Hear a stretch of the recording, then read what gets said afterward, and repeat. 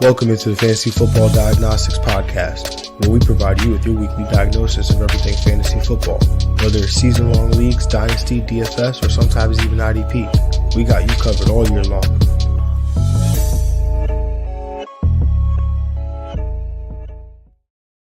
What's good, you know the vibes? Jon Jeune here at the real Jon Jeune _FF, and welcome back to another live episode of the Fantasy Football Diagnostics Podcast. It is Friday, November 7th.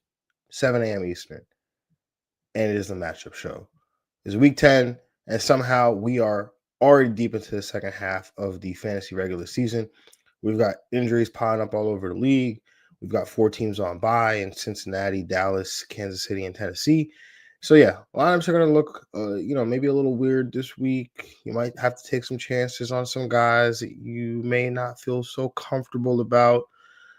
Tonight we're breaking down, or tonight I say, this morning we're breaking down the remaining matchups on the week 10 slate.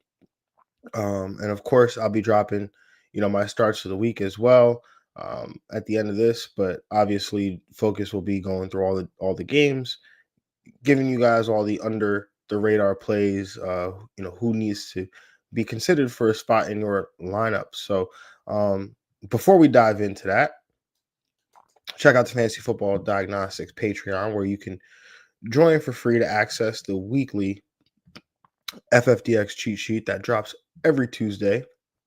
A bunch of insights in there, from matchup insights to player trends to waiver wire targets to rankings. I even started throwing DST rankings in there as well. So it's a great week, or a great way to start off the fantasy week in terms of trying to, getting a lay of the land, understanding, which games might be the high, Vegas considers the highest scoring ones, the lowest scoring ones, the closest games, right? The biggest blowouts potentially, who to start in your lineups, given, all of this information that you have. And so, when I'm sitting there on Tuesday and I'm putting them in my waiver claims, I've got this cheat sheet, right there next to me, and I'm just looking through it and, helping. Hey, I need a tight end this week. Who's got the best matchups? Things like that, right? So, just, go ahead, check it out. Patreon.com/FFDX. That's also in the show notes if you're watching on YouTube or X, or listening on, on Apple Podcasts, Spotify, Google Play. But before we get into the week 10 matchup show, also have to shout out the FFDX supporters. Appreciate y'all. They are taking advantage of me right now with the value right here. $1 a month. They get a weekly waiver wire article, which drops on Monday. They get expanded rankings, and they get the access to the Sunday Q&A, where we sit there for about 30 minutes and just answer. They fire off questions in the chat, start sit questions, whether it's trade questions, who should I look to ahead, who should I look ahead to on waivers this week, different things like that. So make sure you join FFDX supporter tier for $1 a month. Best value in the industry. So, hey, look, if you're watching live, if you're in the chat, let me know what's up. Let me know where you're tuning in from. Drop your line of questions in here. You got trade questions, things of that nature. Let's get that going. But without further ado, let's jump into the matchup show. And as we always do, we gotta keep ourselves accountable. Look at what happened the week before. So we gave out 16 recommendations last week, and we missed on 6 of them, hit on 10 of them. So it's pretty good. I'll take that one. We did have one DNP though, Travis Hunter. He did not play in this game, as obviously he went to the injured reserve. So that was unfortunate. Don't know if I've got to double check how many we gave out. I don't know if it's 16, but actually, no, we gave out 17. Travis Hunter just didn't count. All right. So in terms of the misses, Kayshon Boutte, he left the game injured with a hamstring injury. So naturally, he ended up being a miss. A big miss there, but we don't necessarily fault ourselves for that one. And then, sorry guys, I'm just dealing with some technical difficulties. And then Teteroy McMillan, he also became, he also turned out to be a big miss here as well. He was also a start of the week for me, so it was quite unfortunate. But yeah, he finished as the wide receiver 45 after being ranked 23. Uh, then we had Jordan Addison, who was the wide receiver 47 after being ranked 31. Kendrick Bourne, wide receiver 59 after being ranked 44. And then just misses. So guys that missed their ECRs outright as opposed to missing it by 10 spots or more. Aaron Rodgers was the quarterback 21 after being ranked as the quarterback 19, and then Nick Chubb, running back 45 after being ranked the running back 39. But we did have some really nice hits here. We had some really nice hits. Some big hits, especially, right? Sam Darnold finishing as the QB6 after being ranked 16, 27.2 fantasy points. Trayvon Henderson, the running back 15 after being ranked 38. Colston Loveland, the tight end 2 after being ranked the tight end 12, 29.8 PPR points. Alec Pierce, the wide receiver 15 after being ranked 42. Quentin Johnston, the wide receiver 23 after being ranked 35. Michael Wilson came through as a wide receiver 3, or wide receiver 4, I should say, finished as the wide receiver 43 after being ranked as the wide receiver 61. And then Jared Goff finishes the quarterback 12 after being ranked as the quarterback 13. Uh, Kareem Hunt finishes the running back 16 after being ranked as the running back 23. Tajay Spears, the running back 25 after being ranked the running back 30. And then Juwan Johnson, Undertaker meme continues, being ranked as the tight end 9, or finishing as tight end 9 after being ranked as the tight end 18. All right, y'all. Let's jump into the show this week. And I'm sorry, guys. I'm just dealing with some stuff over here. If you're watching on YouTube, just bear with me. I just need like 30 seconds because, full transparency, my mouse seems like it died. So I need to go get a new one. All right. So bear with me. I'm sorry.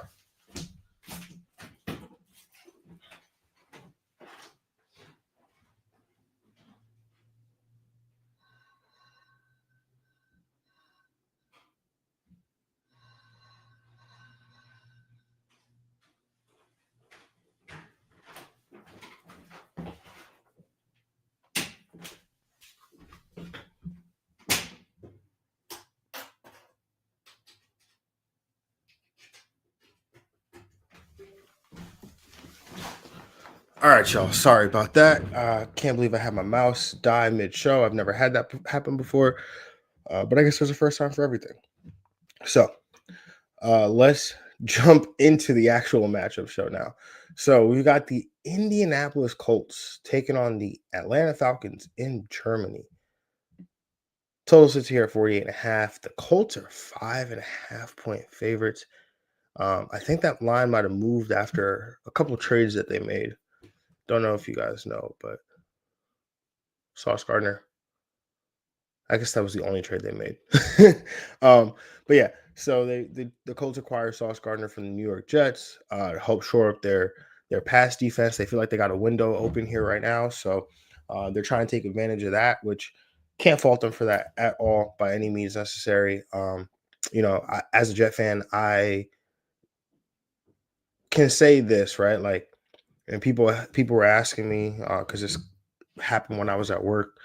And obviously everyone knows I'm a huge Jet fan, and but most people know that I obviously do the podcast. So um, they just were asking me my thoughts, my opinion, and I did not hate the trade. As a Jet fan, absolutely did not hate that trade. Was I surprised? Absolutely, most definitely, I was shocked. But was I upset? Most definitely not. All right. To be able to get 2 first-round picks and a player in return, and Adonai Mitchell for Sauce Gardner, uh, I thought that the return, you could not turn that down. Also, and I don't want people to hear what I'm not saying, but I think Sauce was an incredible player. I think if you want somebody that can match up with the opposing team's number one receiver, and make it hard on them and make it a little bit harder on the offense, for sure. What I will say is he didn't turn the football over, right? 3 career interceptions in 55 career games, right? 4 seasons, 3 career interceptions. And I can tell you all 3 of them off the top of my head, right? One of them, Skylar Thompson, got smacked by Quinn Williams. There was a duck that flew in the air. Sauce Gardner's first career interception. Second career interception was probably the most impressive one. But even then, um, I think it had more to do with the defensive design than it had anything to do with, um, than more than it was just a great play, right? Like Josh Allen, his rookie, same thing as rookie year. Josh Allen just throws the ball right to Sauce Gardner. I think he might have been confused, threw the ball right to him. And then the third one came last year against Mac Jones. End of that game against Jacksonville. Uh, Jacksonville's trying to, they're trying to make a last attempt to score at the end of the game. Throws up a kind of like a Hail Mary duck kind of thing and lands right. Sauce Gardner, just easiest catch he'll probably ever make in his life. So um, for me, like I watched Darrelle Revis play in his prime for 6 years. He, was on a team's opposing number one receivers, traveled with them, and he you didn't not throw the ball at Darrelle Revis because you were like, oh well, he's on our number one receiver and it's going to be incomplete. Like you didn't, because when you did try throwing the ball at Darrelle Revis, he picked you off, and sometimes he take it back to the crib. So, and I've got this like, maybe I'm spoiled because I'd seen it, right? I watched Darrelle Revis make those plays, make those interceptions. I've watched Darrelle Revis come up and tackle in the run game, right? Like I watched him tackle Adrian Peterson in his prime, like one on one, um, in a corner, like coming down into the box, making a tackle. Um, and to me, like 2 first round picks, like you need somebody that's impacting the game. So, um, Tug Drug Fishing. Good morning, bro. Theo or Otten? I'm assuming that's Theo Johnson. He's asking Theo Johnson or Kate Otten. I'm going Kate Otten there. The matchup against New England is a good one. Actually, we'll talk about Kate Otten a little bit, but yeah, that's the one for me. But appreciate you, Tug Drug Fishing. All right, that's enough on my diatribe about uh, Sauce Gardner. But let's talk about the Indianapolis Colts and the Atlanta Falcons. And in this game, give me Atlanta wide receiver Darnell Mooney, expert consensus ranking wide receiver 48. Mooney hasn't been productive this season. Season high 9.8 PPR points back in week 7. Just one of 2 games over 8 PPR points this season. A lot of that has to do with Drake London seeing 40% of the team targets over these last 3 weeks. And well, Indianapolis has allowed the 10th most PPR points to opposing wide receivers over their last 3 games. Obviously, we just talked about the trade for Sauce Gardner. So that expectation will be there, right? Like Sauce is going to play. He's going to start in this game. So I think he'll be matched up with Drake London more often than not, leading to possibly more opportunities here for Darnell Mooney in week 10. So any other guys in this game I would consider, Alec Pierce, of course. The Atlanta Falcons, pretty good against opposing wide receivers. Let's see what I have here. 20th against opposing wide receivers, so like middle of the pack. Um, so in terms of that, I'm not really scared, right? To play Alec Pierce, I'm not scared to play a Josh Downs. The Atlanta defense is getting some reinforcements as well. Billy Bowman Jr., a rookie out of Oklahoma who plays safety and nickel for them, he's returning. So that could help impact their defense as well. But in terms of the remaining players, like it's just it's your usual suspects here. I think Michael Penix, I have him as a top 20 quarterback this week. So if you're in a super flex, I think you could take the shot there.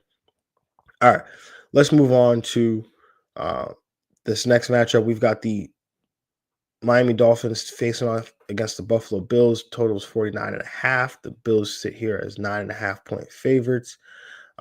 And for me, I'm going to go with Buffalo wide receiver Khalil Shakir. He's the expert consensus ranking wide receiver 32 in PPR leagues.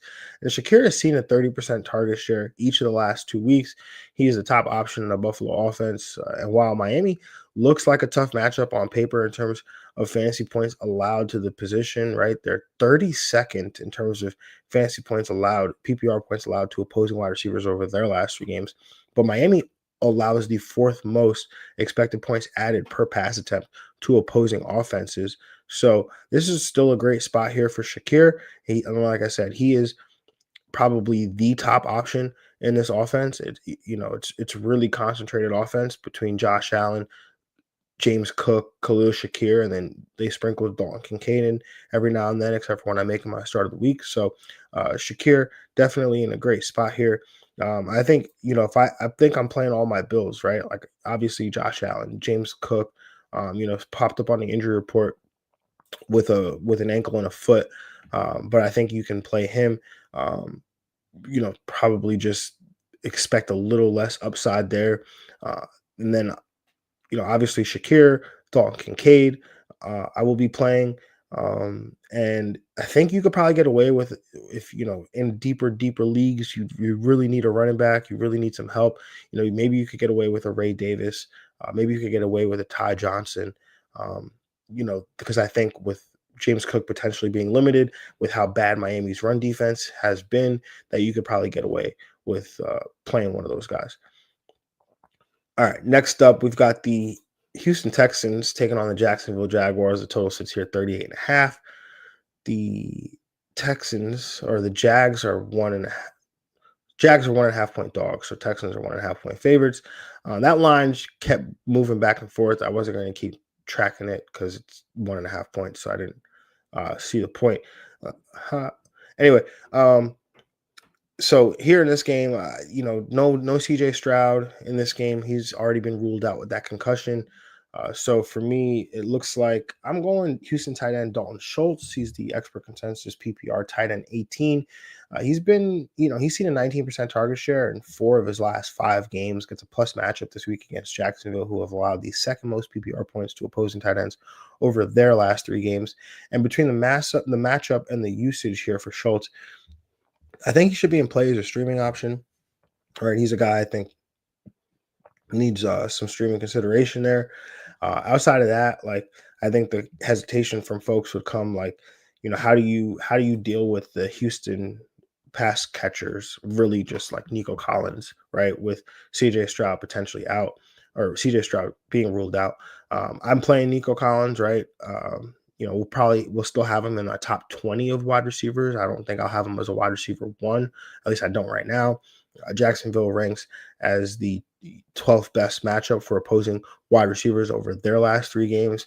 And honestly, if CJ Stroud was playing, like I felt really good about CJ Stroud in this game. Just given the matchup here against Jacksonville, the 6th most fantasy points to opposing quarterbacks over their last 3 games as well. Geno Smith obviously had a big game against them last week.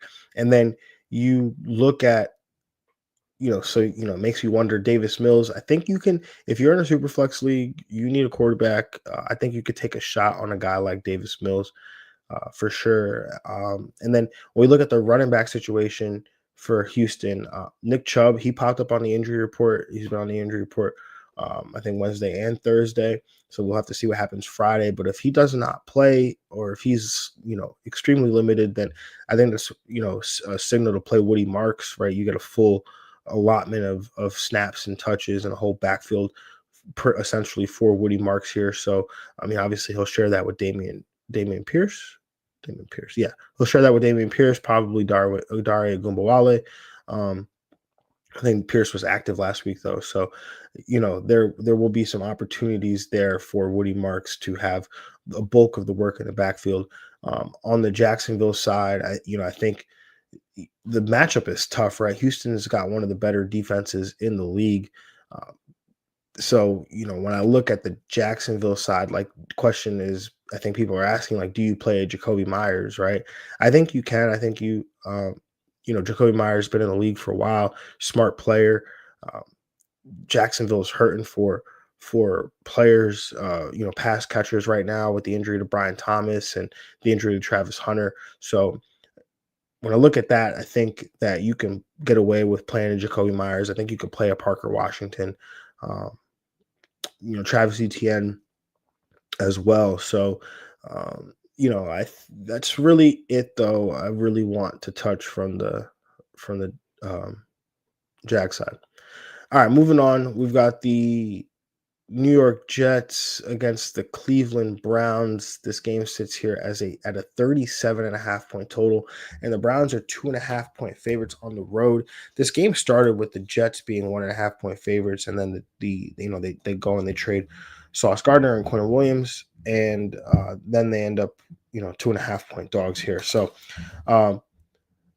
player I wanted to discuss, and then we'll have to see how it goes for him. But it seemed like Harold Fannin Jr., tight end of the Cleveland Browns, he looks like he's was limited in practice yesterday, so he popped up on the injury report, which is quite unfortunate, with a hamstring injury. So that's never great. You get the midweek downgrade. So I'll give my spiel about him, but um, you know, 8 targets and a touchdown the last time we saw him. Has scored double-digit PPR points in 3 of his last 4 games, and now against the New York Jets defense that's middle of the pack against the position, and again happened to get worse the last few days. Now, all of that being said, I think all of this very much applies to David Njoku, right? David Njoku is ranked lower on the expert consensus rankings than Harold Fannin, and he's got the same matchup, right? And the utilization has been solid when it was there, but he's not really getting it right now because of Harold Fannin. So if Harold Fannin is out, then that means more opportunities for David Njoku, again, in the same matchup here against the Jets. So again, feel good about that. Now, other guys in this game that I think you can take a shot on, right? Talked about Justin Fields in the waiver show, right? I think his legs always give way to a semblance of value, right? In terms of wanting to play him in matchups, where again, I don't mind when it's like not a terrible matchup, right? In Cleveland, yes, it's not a they're not pushovers on the defense side of the ball, right? Like not even a little bit. But are they as bad as is this as bad as the Denver game? I don't think so, right? The Jets are only 2.5 point dogs, right? Their defense. I mean, I think my brain is calibrated for having had 2 of their better defensive players. So, but either way, Dylan Gabriel on the other side of the ball, not a guy that you're typically afraid of, right? And he will give the Jets defense some opportunities, which I think could lead to some scoring opportunities, with some short fields for the Jets offense. And I think Justin Fields can make some things happen. Obviously, you're going to play Brees Hall. Garrett Wilson seems like he's going to be back this week, so I think you play him. I know the matchup. It's like, do you trust Justin Fields to get on the ball? Like he's going to get a 30 to 40% target share. Like I think you lean on that. And then Mason Taylor, I think, is in play as a tight end streaming option if you need the help at the position. On the Cleveland side, it's really just the tight ends and then Quinshon Judkins, right? So, um, yeah, there's really not much else that I want on that Cleveland side out of Quinshon Judkins and the tight ends, whether it's Harold Fannin or David Njoku. Jerry Jeudy, unplayable. I don't want to hear nothing about Malachi Corley revenge game or Cedric Tillman or none of that stuff. So, yeah, that's really it for me. All right, moving on to the next game. Let's talk about the Minnesota Vikings against the Baltimore Ravens. We've got the over-under sits here at 47.5. The Baltimore Ravens are 4.5 point favorites. And let's talk Baltimore tight end Mark Andrews. Andrews came through in a big way last week. Two touchdown receptions, finishing as the tight end 5 on the week. And now he's set to face off against the Minnesota defense that's allowed the 10th most PPR points to opposing tight ends over their last 3 games, having allowed a touchdown to 4 different tight ends over their last 4 games. So, great spot here for Mark Andrews. I think it's a solid spot here for Isaiah Likely as well, potentially, right? He's been more involved in the offense, right? I love Zay Flowers in this spot. Love Lamar Jackson. Love Derrick Henry. So there's definitely some good things to consider here. So um, all right, let's move on. Oh, on the Minnesota side, right? JJ McCarthy. I see he was ranked pretty high this week. I, for one, am not going to be on that train, right? The Baltimore defense has looked much better. They've played much better as of late. Uh, 31st most PPR points allowed to opposing quarterbacks over their last 3 games. So I'm not going to test that Baltimore defense with the likes of JJ McCarthy, right? I get it. He's winning. It looks different. Completely understand, but I'm not going to test it with JJ McCarthy. I'm sorry. Now, um, in terms of the pass catchers, though, I'll take my shot, right? Like Justin Jefferson for sure. I'll take my shot with him. Jordan Addison, you could talk me into, right? Um, at running back, it's like, do you Aaron Jones, is he going to play? I think if Aaron Jones plays, you got to play Aaron Jones. I mean, you don't have to play Aaron Jones, but that would be the running back to play. If he doesn't play, then Jordan Mason would get some volume and maybe he gets a red zone carry or goal line carry. But that's really it from the Minnesota side.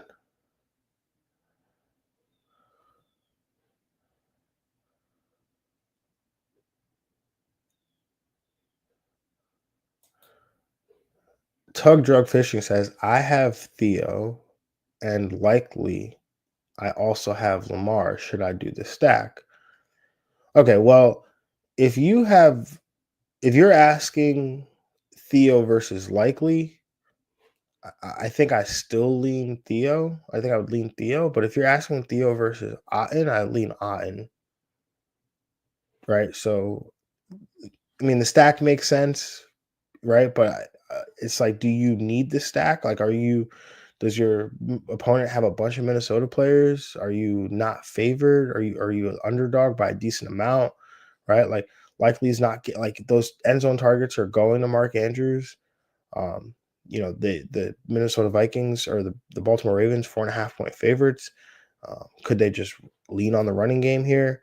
Right. I think there is a world for Otten to finish as a tight end 1 here, right? The matchup is good, and we'll talk about Otten in a little bit. Actually, I'm the underdog by 5. Actually, Tug Drug Fishing, stand by. We're talking about Otten right now. We got Tampa Bay Buccaneers traveling or staying at home, actually, not traveling anywhere, staying at home off the bye week, facing the New England Patriots. Uh, Total sits here at 48.5. The Tampa Bay Buccaneers are 2.5 point favorites. And like I said, we're talking Cade Otton. He's the expert consensus tight end 17, right? On has had at least 8 PPR points over his last 4 games. And with injuries to Tampa Bay pass catchers like Mike Evans, and we just found out Chris Godwin might be out till November, December. He's going to continue to have a role in the offense.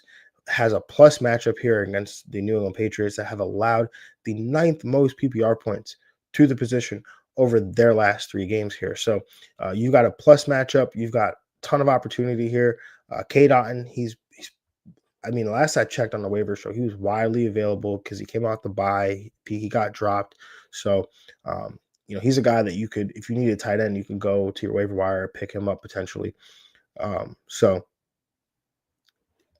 I hope that's enough there to sell you tug drug fishing. But staying in this game, let's talk the running back situation. So Bucky Irving, he did not practice at all this week, which was not great because that one hurt like big time. But Rashad White, he will continue to be the lead back in this backfield, right?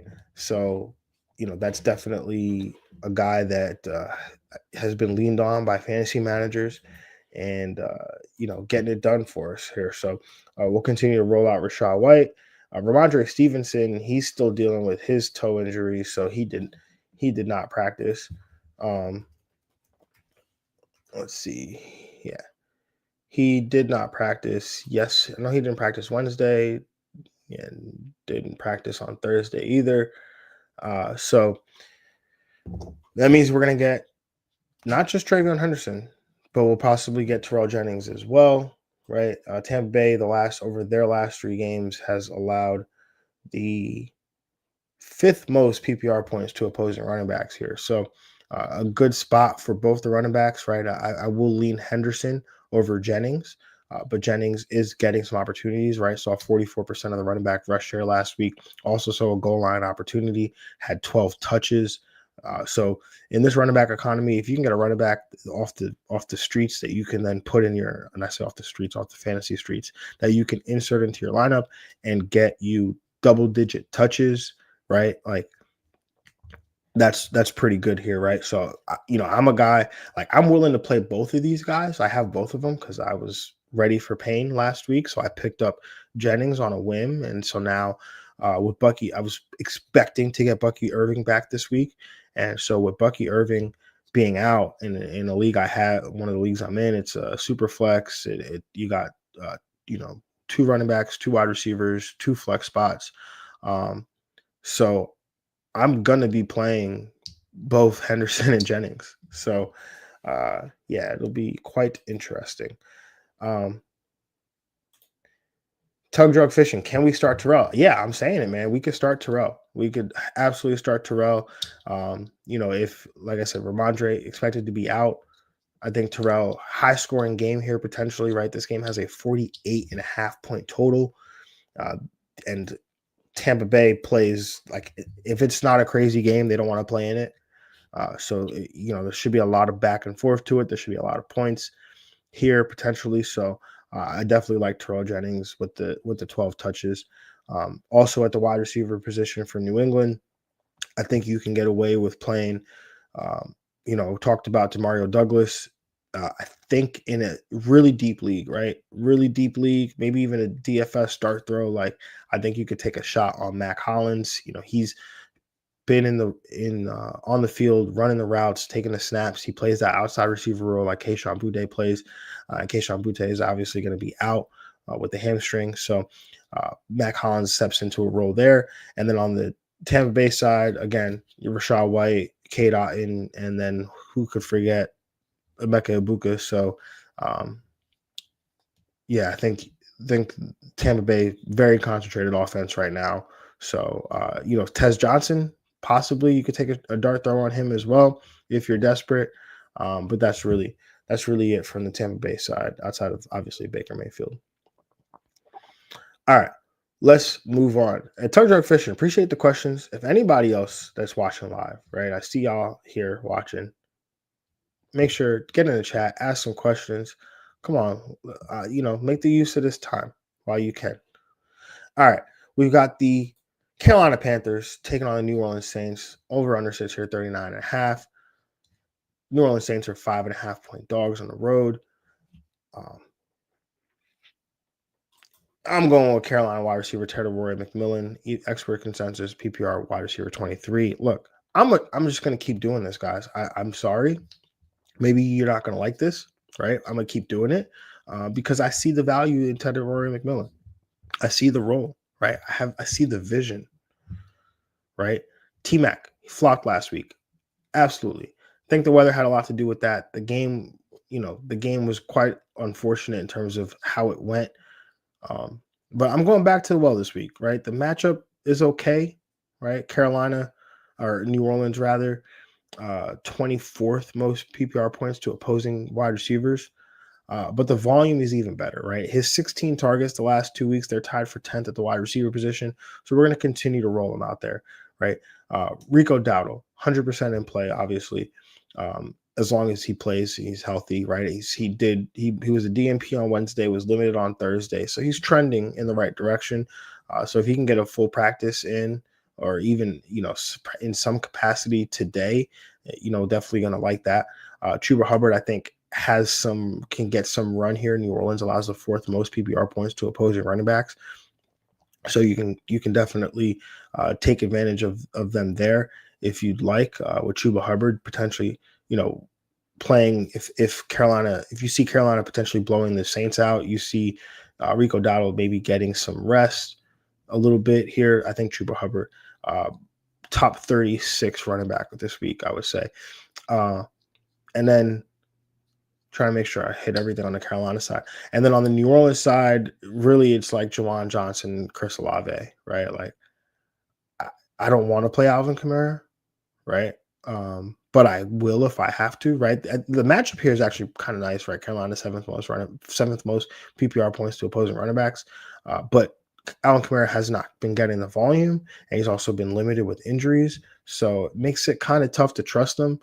But I'm finding ways to not play Alvin Kamara. Let's just put it that way. Like I've got one league where it's a dynasty league. I don't have any other choice. So I'm just holding my nose and I'm playing them.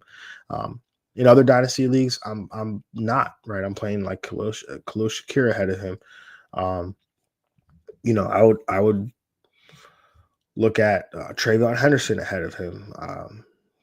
So yeah, it's been tough. Hopefully, you were locked into that cheat sheet and you sold on Alvin Kamara weeks ago when we saw this coming, right? Because it has not looked good.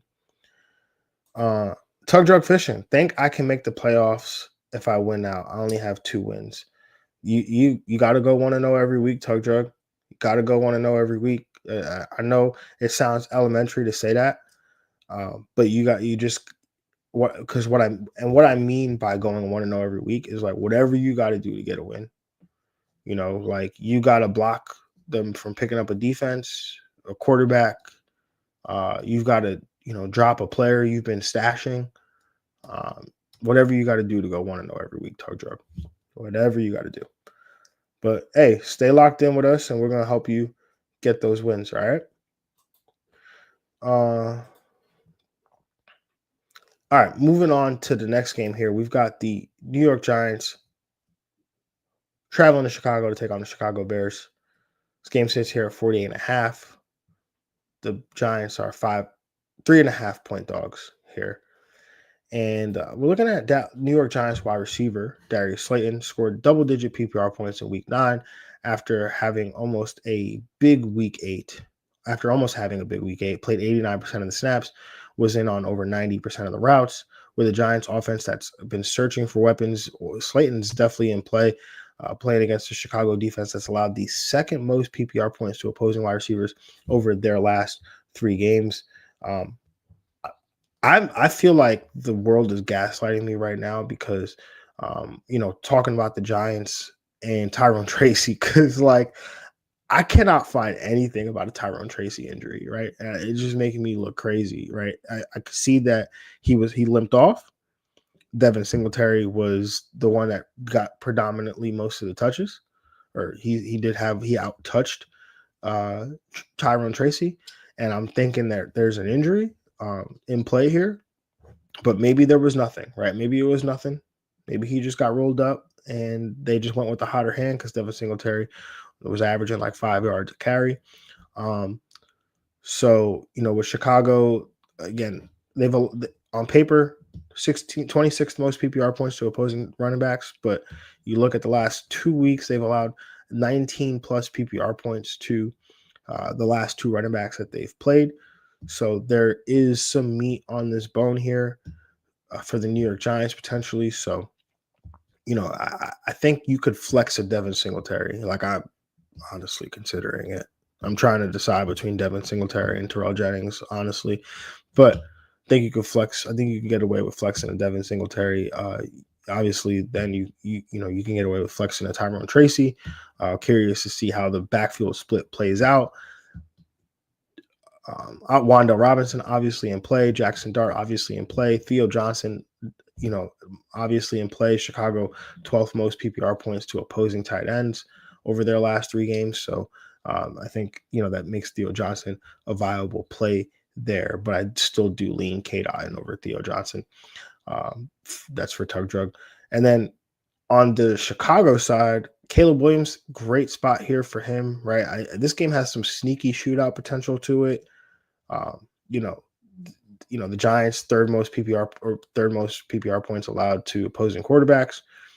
So there's a great spot here for Caleb Williams. Running backs, they allow the most fantasy points, most PPR points to opposing running backs over their last 3 games. So great spot for either Monangai or DeAndre Swift, whichever guy does play. If they both play, I think you can honestly get away with playing both of them here. And then Rome Odunze coming off the 0, right? Like I wrote about Odunze in the cheat sheet this week as a buy candidate. I'm buying, honestly, because you just look at the targets or the usage, right? The snaps, the routes they've been there. Last week he only had 3 targets. That's not normal for Rome Odunze. So, I believe in the talent. So he's a guy that I'm trying to acquire if I can get the manager to shake him free. So, DJ Moore questionable with an injury. I think I think all these guys are on the injury report. All 3 of the top receivers are on the injury report. So, but I think you can play him in this matchup too. And then there's obviously Colston Loveland, who I think you definitely play in this matchup. The Giants are middle of the road. Cole Kmet in concussion protocol. So Colston Loveland, I think he's a more than viable play here. All right, let's move on. We got the Seattle Seahawks facing off against the Arizona Cardinals.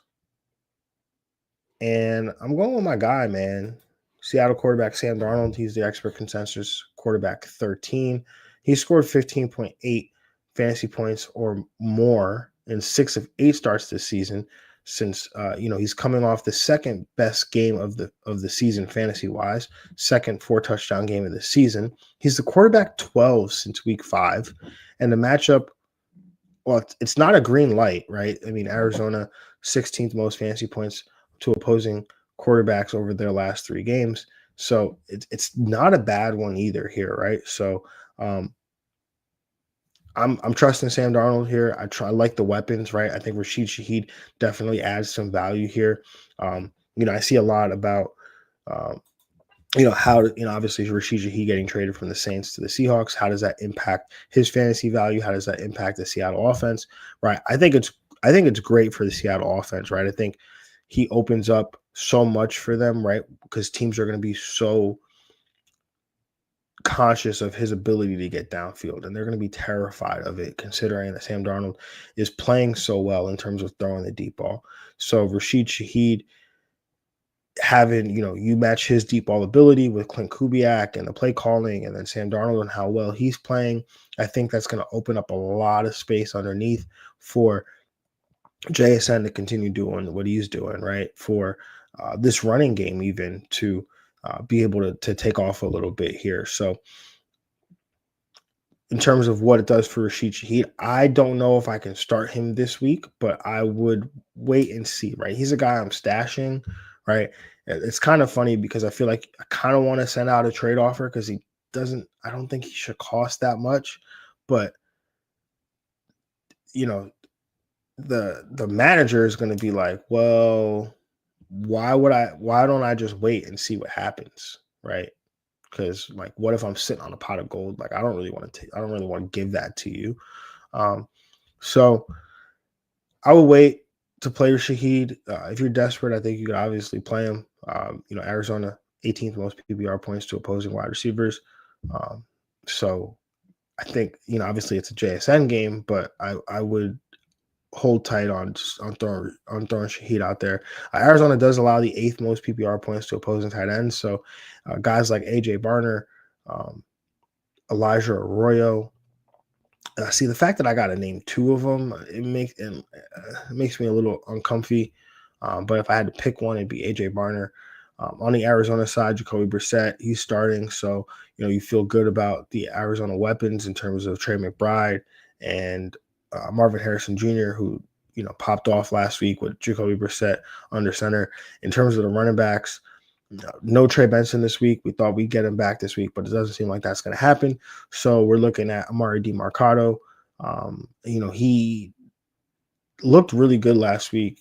Explosive. He's always had that explosiveness to him, but it's just the consistency week to week with him. But DiMarcado, if I had to take a shot on a Arizona running back, it would be DiMarcado.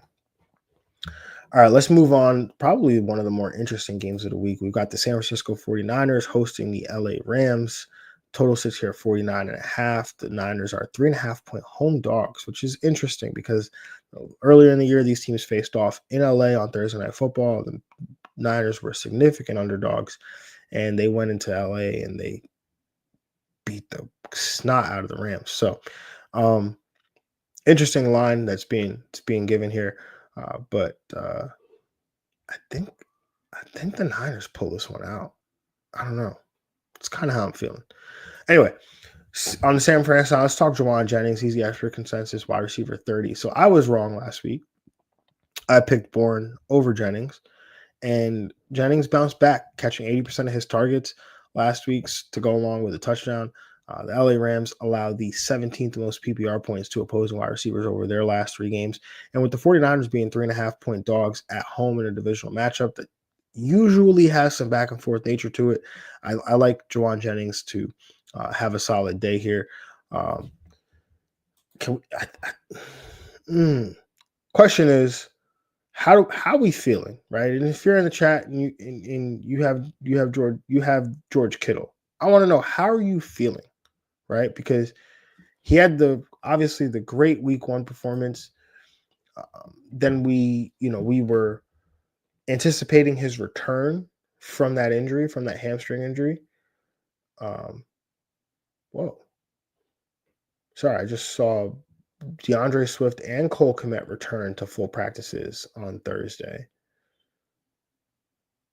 So that means DeAndre Swift, I would have in the top 20 running backs, and Kyle Monangai would be in the top 30.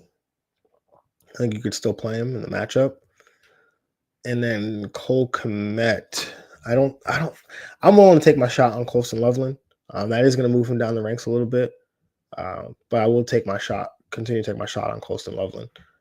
Just seeing that, how he's done, how he did last week, and how his usage the last 2 weeks.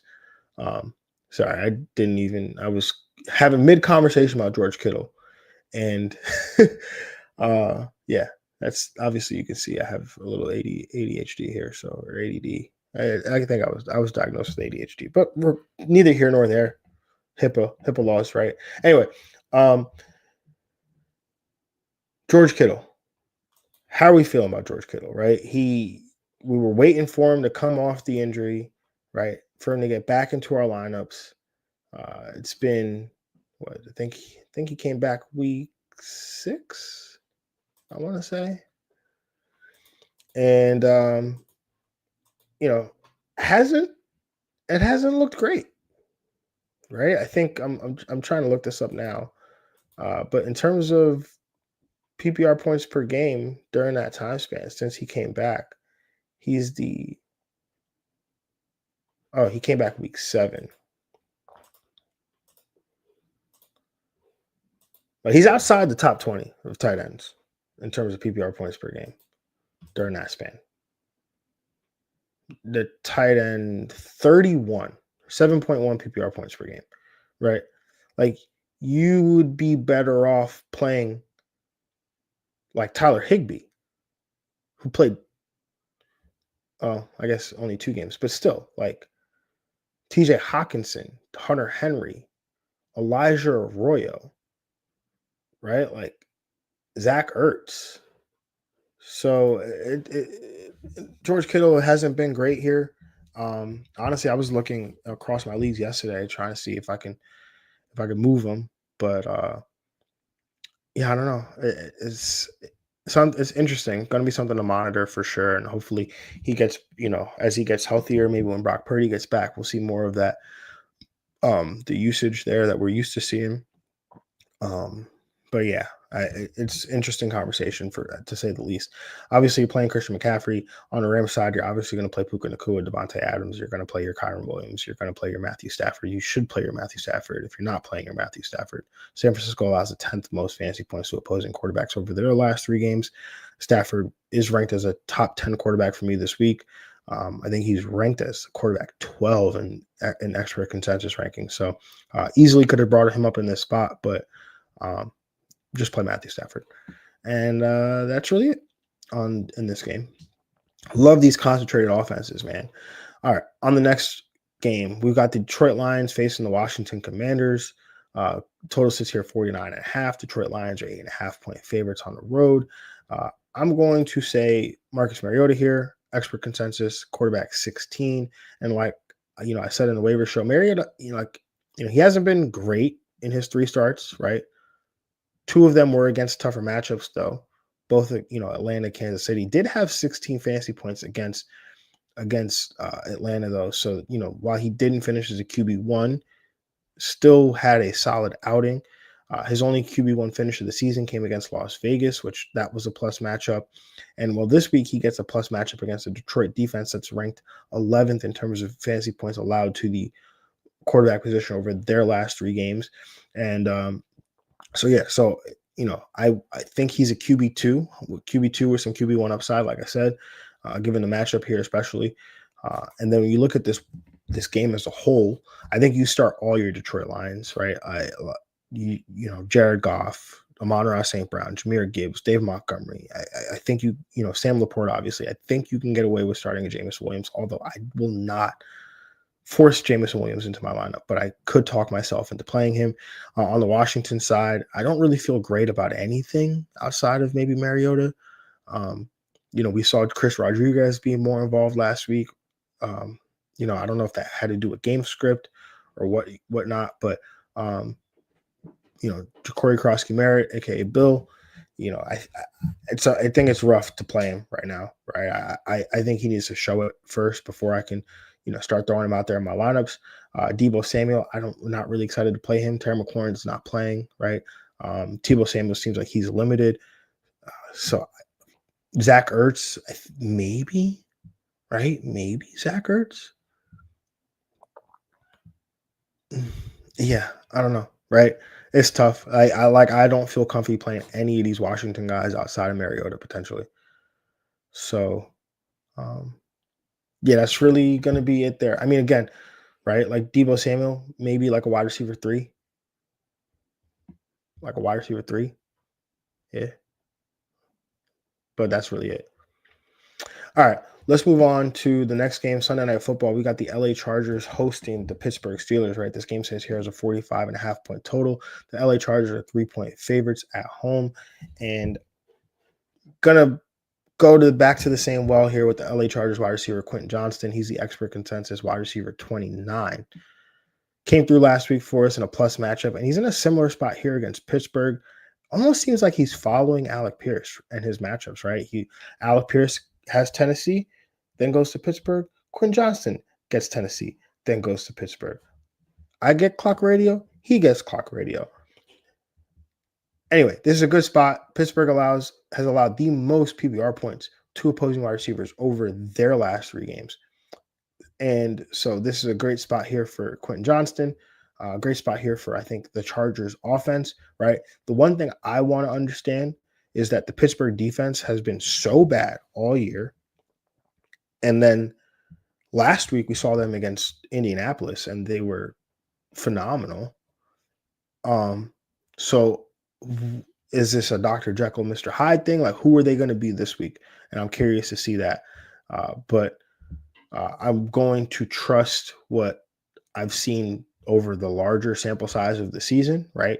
Second most fantasy points allowed to quarterbacks, 23rd to running backs, first to wide receivers, 5th to tight ends, right? I'm going to trust that. So I'm going to continue to play like Justin Herbert. I'm going to play Ladd McConkey. I'm going to play Keenan Allen. I'm going to play Quentin Johnston. I'm going to play Aronde Gadsden II. I'm going to play Kamani Vidal, right? On the Pittsburgh side, much more concentrated, right? You're going to play, you don't have to play, you're not playing Aaron Rodgers. I don't think you can play Aaron Rodgers in this game. But you can play the Pancakes, right? TK Metcalf, Jalen Warren. And if I had to take a shot on a tight end, it would be Pat Freiermuth, but I'm not taking a shot on a tight end. LA Chargers rank favorably against most positions outside of running back, right? So moving on, we got the Green Bay Packers against the Philadelphia Eagles. And in this game, with the Philadelphia Eagles 2.5-point dogs on the road. Total sits here 44.5. I'm taking the Green Bay Packers wide receiver Christian Watson here, expert consensus PPR wide receiver 43. Look, talked about Watson, the waiver show, talked about him in the waiver show last week. Has 6 catches for 143 yards the last 2 weeks in his return from his knee injury. Both his snaps, his routes were up last week from the week prior. And with Golden, having suffered a shoulder injury and Tucker Kraft suffering his season-ending knee injury, there should be even more opportunities for Watson going forward. And this week is a decent matchup. Philadelphia allows the 15th most PPR points to opposing wide receivers over their last 3 games. I also think you can play Romeo Doubs, right? I think Tucker Kraft was such a red zone weapon for the Green Bay Packers. I think Romeo Doubs, some of those targets go to his direction. So wouldn't be surprised to see him score a touchdown this week. Josh Jacobs, obviously, you're playing him. Jordan Love, I think you can get away with playing him, although I'm not going to force it. But Philadelphia, 12th most fantasy points allowed to opposing quarterbacks over their last 3 games. So I think he's on the outside of the QB1 range for me. Jordan Love is.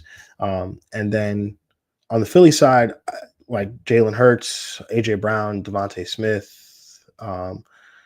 Dallas Goedert. Yes, I would play Dallas Goedert. I did have Dallas Goedert as a sell, but you play him, right? You continue to play him.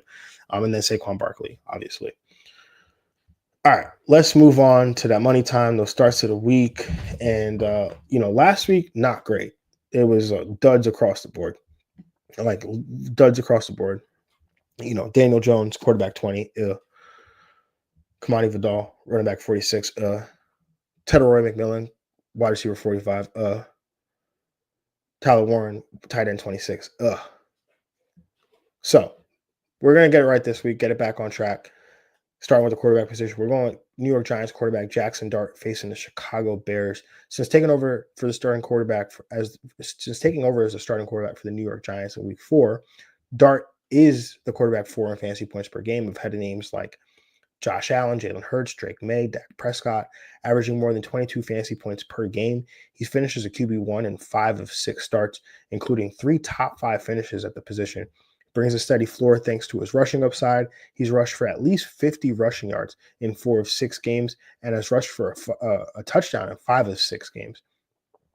Despite only starting 6 games, he leads all quarterbacks in design runs while trailing only Josh Allen, Daniel Jones, and Jalen Hurts in goal line rush attempts at the quarterback position. And this week he gets a plus matchup against the Chicago defense, allowing the 9th most fantasy points to opposing quarterbacks over their last 3 games. So great spot here for Jackson Dart. Been banging the table for him as a waiver wire quarterback, somebody we need to pick up, but he's in must start territory, I think, every week until he gives us a reason not to. Moving on to running back start of the week. Give me Baltimore running back Derrick Henry going up against Minnesota. Weeks 2 through 5 was a tough stretch for Henry. He ran for a combined 148 rushing yards at 3.2 yards per attempt during that 4-game span. But over the last 3 games, Henry has rushed for a combined 312 rushing yards at 4.9 yards per attempt. Over the last 4 weeks, Henry is 3rd in the NFL in terms of rushing yards per game. And now with Lamar back back on the field, there should be even more scoring opportunities here for Henry as he faces off against a Minnesota defense that's allowed the 13th most rushing yards allowed per game and 13th most EPA allowed per rush attempt. So if Henry can convert on some of these goal line opportunities, it could be a big game for the King. Now, moving on to the wide receiver start of the week, Philadelphia wide receiver A.J. Brown going up against the Green Bay Packers. The last time we saw Brown in week 7, he finished as the wide receiver 4, finishing with 121 yards and 2 touchdowns. And while the production had not really been there week to week, the target volume has. He's the wide receiver 12 in target share on the season. And in a game that should be competitive with some back and forth nature to it, I do like Brown quite a bit to perform well here and remind us all why he was drafted as a wide receiver 1. And then for my tight end start of the week, y'all, for the first time in 2025, Atlanta tight end Kyle Pitts going up against the Indianapolis Colts. So whether you look at total fantasy points or fantasy points per game, Kyle Pitts is the tight end 12 on the season, making him a tight end 1. And it's like none of you care at all. He's finished as a tight end 1 in 4 of 8 games this season, including 1 top 5 finish at the position. And this week, he's set to face an Indianapolis defense that has allowed the 3rd most PPR points to the tight end position over their last 3 games, having allowed double-digit PPR points to an opposing tight end in each of their last 4 games. So a nice spot here for Kyle Pitts. All right, y'all. That will do it. That's going to wrap up the Week 10 matchup show, so appreciate y'all. We're heading into the final stretch here before the fantasy playoffs. Every start-sit decision is going to count from here on out, if it hasn't already. Hopefully this helped you sort through the tougher matchups and find those edges as you're heading into Sunday. If you got value from the show, make sure you hit that like button, subscribe, and turn on those notifications so you don't miss that waiver show on Tuesday. And of course, if you haven't already, join the FFDX Patreon at patreon.com/FFDX, where you'll get access to the weekly cheat sheet. Also, if you join the supporter tier, FFDX supporter tier for $1 a month, you get access to the weekly waiver wire article, which drops on Monday, expanded rankings, which drop on Thursday morning, FFDX cheat sheet, obviously, that's included. And then you get our Sunday Q&A, which is noon on Sunday. Noon Eastern on Sundays, all for just $1 a month. So appreciate everyone who tuned in live. Appreciate everyone who's listening on Apple Podcasts, Spotify, Google Play, Amazon Podcasts, wherever you may be listening. Much love as always. Good luck in those matchups this week. Go get those wins, and I'll talk to y'all next time.